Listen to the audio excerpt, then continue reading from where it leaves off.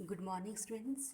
आज का हमारा टॉपिक है लुईस का श्रम की असीमित पूर्ति सिद्धांत। ये डेवलपमेंट इकोनॉमिक्स से लिया गया टॉपिक है। लुईस ग्रोथ मॉडल 1954 में एक लेख आया था, श्रम की असीमित पूर्ति से आर्थिक विकास। इसे डॉक्टर ऑर्थर लुईस ने पब्लिश किया था। और ये जो मॉडल है ये भारत जैसे श्रम की अधिकता वाले देशों की विकास प्रक्रिया पर लागू किया गया। इस मॉडल में लुईस ने बताया कि जो अल्प विकसित देश हैं उनमें जीवन निर्वाह मजदूरी पर श्रम की असीमित पूर्ति उपलब्ध रहती है। श्रम को निर्वाह क्षेत्र से हटाकर पूंजीवादी क्षेत्र में लगाने से पूंजी संचय होता है जो आर्थिक विकास में सहायता देता है। लुईस कहना चाहते हैं कि जो अल्प विकसित देश है उसमें श्रम की मात्रा असीमित है। यदि उस श्रम की मात्रा को हम पूंजीवादी क्षेत्र में लगा दें तो उससे पूंजी का संचय होगा और उस पूंजी जो अतिरिक्त पूंजी प्राप्त होगी उसे वापस उत्पादन में लगा के आर्थिक विकास किया जा सकता है। अब इस मॉडल में इसमें डेफिनेशन से हमने पढ़ा कि इसमें दो क्षेत्र की बात की गई है, एक जीवन निर्वाह क्षेत्र, एक पूंजीवादी क्षेत्र। तो लुईस मॉडल को हम दो क्षेत्रीय या द्वैत अर्थव्यवस्था मॉडल भी कहा जाता है क्योंकि उनका जो मॉडल है वह द्वैत अर्थव्यवस्था पर आधारित है। सबसे पहले समझेंगे कि जीवन निर्वाह क्षेत्र क्या होता है। इसे कृषि क्षेत्र भी कह सकते हैं। यह अर्थव्यवस्था का वह भाग है जो पुनः उत्पादित होने वाली पूंजी का उपयोग नहीं करता है। इसमें प्रति व्यक्ति आय पूंजीवादी क्षेत्र की तुलना में कम होती है। इसमें श्रम की जो सीमांत उत्पादकता शून्य होती है या कभी कभी ऋणात्मक भी हो सकती है। फॉर एग्ज़ाम्पल जैसे हमें कृषि क्षेत्र में 100 व्यक्तियों की आवश्यकता है लेकिन उसमें 150 व्यक्ति लगे हुए हैं, वो 50 एक्स्ट्रा सरप्लस हैं, तो वहाँ जो सीमांत उत्पादकता होगी वो शून्य होगी। दूसरा क्षेत्र जो बात की गई वह है पूंजीवादी क्षेत्र। ये अर्थव्यवस्था का वह भाग है जो कि पुनः उत्पादित होने वाली पूंजी का प्रयोग करता है। इस क्षेत्र में श्रम की सीमांत उत्पादकता धनात्मक होती है।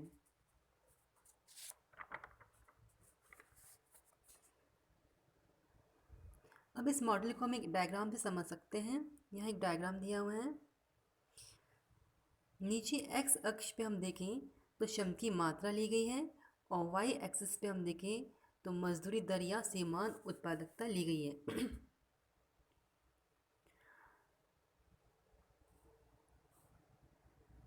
यहाँ ओ एल जो है वो रोजगार में लगे श्रम की मात्रा है। ओ वाई पर जैसे हमने देखा श्रम की है। एस एस एस जो औसत निर्वाह मजदूरी है। डब्ल्यू डब्ल्यू पूंजीवादी मजदूरी है।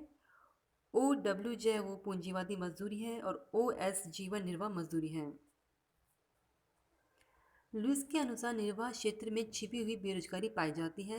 जब निर्वाह क्षेत्र में अतिरिक्त श्रम समाप्त हो जाता है तब उसमें बचे हुए श्रम की एपीएल व एमपीएल औसत उत्पादकता व सीमा उत्पादकता बढ़ने लग जाती है श्रम की। तब श्रम का पूर्ति वक्र प्रचलित मजदूरी दर पर पूर्णतः लोजा नहीं रह जाता बल्कि यह धनात्मक ढाल का हो जाता है। जिस बिंदु पर श्रम की पूर्ति वक्र का आकार बदलता है उसे मोड़ का बिंदु कहते हैं। अब इसे हम एक डायग्राम से समझ रहे हैं। जैसे हमें देखा कि ओ एस क्या है, इसकी औसत ओ एस जो है वो औसत निर्वाह मजदूरी है। हम देखते हैं कि कुल औद्योगिक उत्पादन कितना हुआ है। कुल औद्योगिक उत्पादन जो है वह ओ यू एम एल वन है। टोटल जो प्रोडक्शन हुआ है वो है ओ यू एम एल वन और जो मजदूरी का भुगतान किया गया है वो है O W M L one. अगर हम कुल औद्योगिक उत्पादन में से मजदूरी का भुगतान हटा दें तो उससे पूंजीपतियों का लाभ हमें पता चल जाएगा और पूंजीपतियों का लाभ होगा डब्ल्यू यू एम। तो हमने देखा ये पूंजीवादी अतिरेक है डब्ल्यू यू एम। इस अतिरेक को वापस से पुनः निवेश किया जाएगा तो वापस से सीमांत जो वक्र है ऊपर की तरफ शिफ्ट होकर हो जाएगा यू वन M1, ऊपर की तरफ शिफ्ट हो जाएगा U1 M1 और फिर से अतिरिक्त बढ़ जाएगा WU1 M1। फिर इस अतिरिक्त को वापस से पुनर्निवेश किया जाएगा तो सीमांत उत्पादकता वक्र ऊपर फिर शिफ्ट होगा U2 M2 और हम देखते हैं इस प्रकार अतिरेक को जो भी पूंजीवादी अतिरेक हो रहा है उसको जब तक श्रम को पूरा काम में नहीं लिया जाता इस अतिरेक को पुनः निवेशित किया जाएगा। जब ये अतिरेक पुनः निवेशित किया जाता है तो सीमा उत्पादक वक्र ऊपर U1 M1 पर सक जाता है। अब पूंजीवादी अतिरेक और रोजगार पहले से अधिक है जो कि क्रमश WM1 U1 तथा OL2 है। ये तब तक चलता रहता है जब तक कोई अतिरेक श्रम न बचे। इस प्रकार पूंजीवादियों द्वारा कमाए गए लाभों में से पूंजी का निर्माण होता रहता है।